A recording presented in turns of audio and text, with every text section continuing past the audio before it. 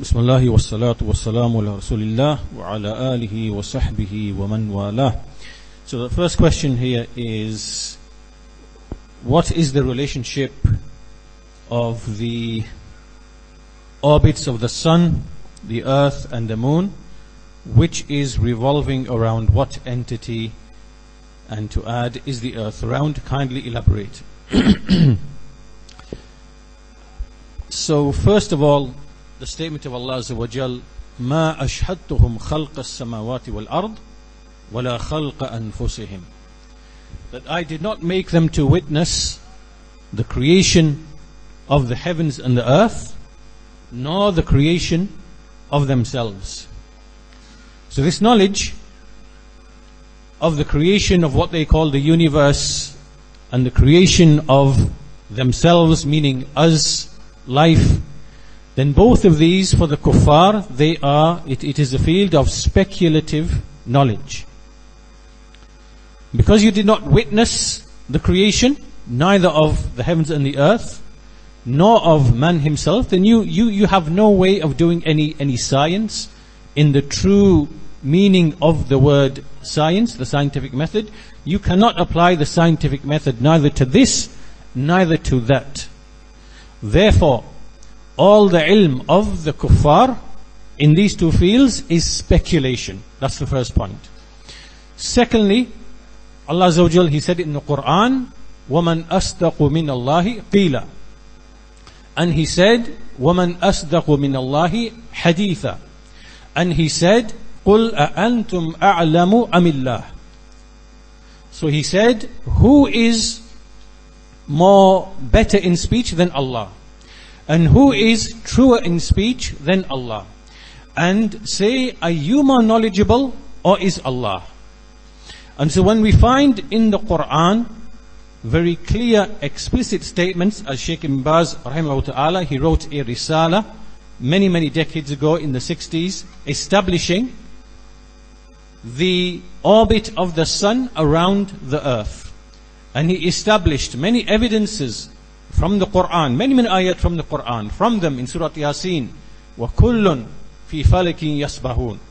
Right, the sun, the moon, all of them are in an orbit, circulating in an orbit.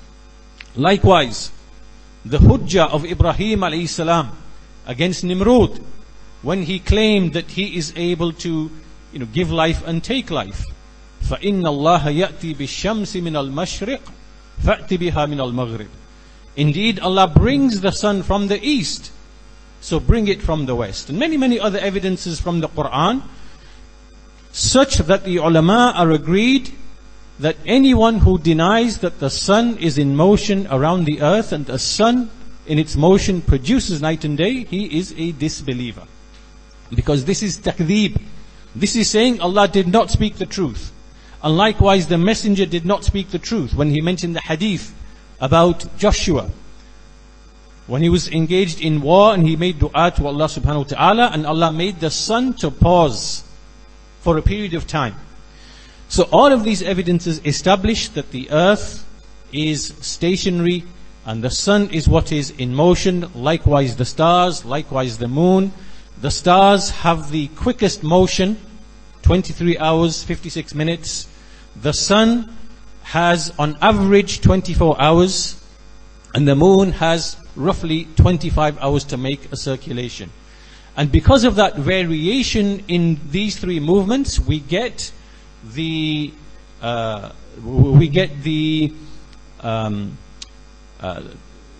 different timings of the moon, and we get the different constellations, the buruj, in the background of which the moon appears in different phases. And all of these are used for the purposes of beautification, telling the time, direction, and so on and so forth. It has been created in this manner. So that's the second thing, that the Muslim scholars are agreed that the earth is stationary and that the sun, moon and stars are in motion above the earth.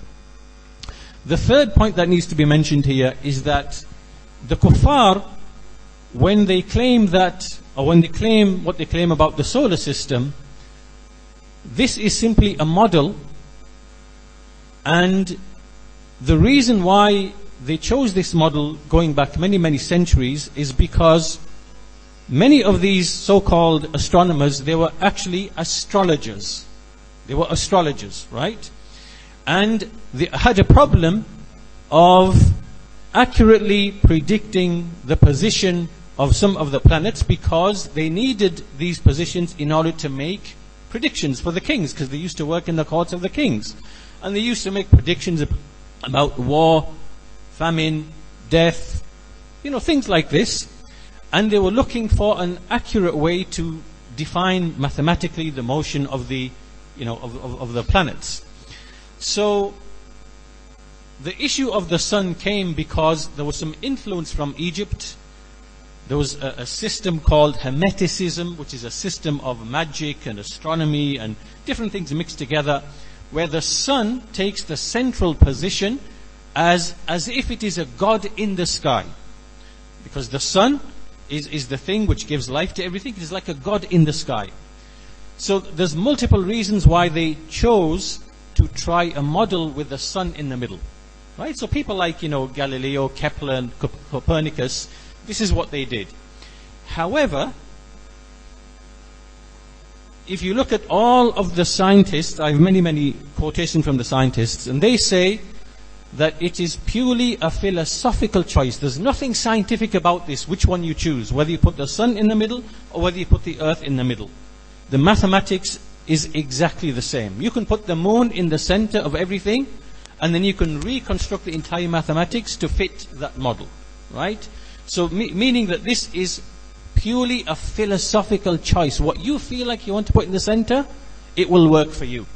So these people, these astrologers, these astronomers, they put the sun in the middle, not because of any science or any evidence or whatever, but because of influence from this hermetic magic and, and this they don't tell you in the school books. They don't teach you this in school, nor will you find it in the books, that all of these people, Kepler, Copernicus, they were fortune tellers, astrologers. They erased that from the books. And they give you this fairy story about, these were scientists and the scientific revolution and all of that. This is lies. It is not true. Right? And that's a third point. And finally, the fourth point, I won't go into it in too much detail, but I'll summarize it very quickly, which is that in the 19th century, when there were the means available to actually test whether the sun is in motion or not, because things about light and electricity and things like that were discovered, and also industrialization, you were able to make tools and instruments by which you can detect is the earth in motion or not. So from the early 19th century, from 1810 to 1880, there was a range of experiments done with light and its propagation, and all of them failed to detect any motion of the earth whatsoever. Right? So now there was a huge dilemma in science in that time, which is either Copernicus was totally wrong and everything we've been saying for 400, 500 years is totally wrong, or we have to somehow fudge these results and these experiments in order to maintain the illusion that the earth is in motion. And so this is where Einstein and people like that, they came and they found it's like a mind trick that they did with all this relativity to basically fudge all the physics and to rewrite a new physics to maintain the illusion that the earth is in motion around the sun. So I won't go into that into too much detail, but all you need to know is that as believers, what Allah has mentioned in His Kitab is sufficient. وَمَنْ أَصْدَقُ مِنَ اللَّهِ قِيلًا. And that's enough for the believer. Beyond that, we are not in need of the speculations and the ramblings and the conjectures of the kuffar. Right? The book of Allah is sufficient for us, and that's what we put our iman in. And that would be sufficient, inshallah ta'ala.